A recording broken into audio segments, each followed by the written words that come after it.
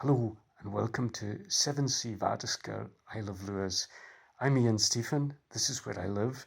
To give you an idea of where we are, if we walk to the east side of the house and looked out, we'd look out over Chimpinhead Lighthouse and probably see, weather permitting, the twin summits of Sullivan over Chimpin.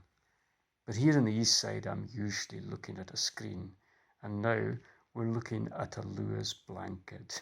I think every household on the island has at least one of these, and my mother had a pair, rather not a pair. One was blue and one was brown, and she swapped with a sister of hers to give me a pair of blue blankets to take to uni with me, and I do still have them, a little bit worn. It might have been this very blanket I sat on when my cousin Ian MacDonald, known to some as a singer-songwriter, sadly no longer with us, he introduced me to this album.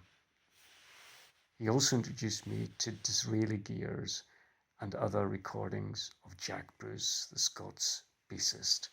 So when my good friend Brian Johnson invited me to take part in Scotia Extremis, edited by Brian and Andy Jackson, I jumped at the chance to write about Jack Bruce. I didn't know that Andrew Gregg had jumped at the chance to write about Jimmy Shand, and the two poems were juxtaposed together. But here we go. I'd really like to share with you Jack Bruce, with great thanks to Hugh for this great project which I've been following and enjoying feeling part of a community despite all the difficulties of communication directly. And also thanks to everybody who's keeping the faith with the poetry and that it still matters. Tales of Brave Ulysses. The cellist came out of the academy to lay down his melodies when rhythm was on the line. Only one of his crimes, delivered at a pace on the upright bass, not all that tender on the six-string fender. The baker walked out of the jam till the cake was cut with cream, congealed. How many rope ladders over the bearded rainbow would it take to touch the moon, sure as Armstrong? Only one, if it was long enough, and it was. The lyrics of fate, over 4 strings, sounding like 8, syncopating the pounding heat, from the baker back on the job, so no one was robbed.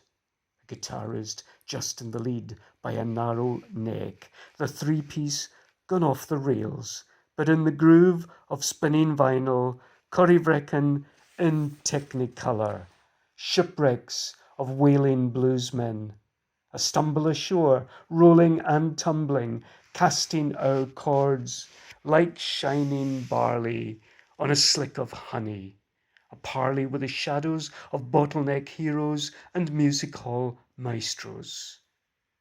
The set of wheels went on fire, but your covered wagon stitched its way across its prairie to elegy, a fabric picked and unpicked by the pricking apostrophes of Penelope and the tailor you had to sing to, so his paraffin vaporized in the hurricane. Many's the riff went over the cliff.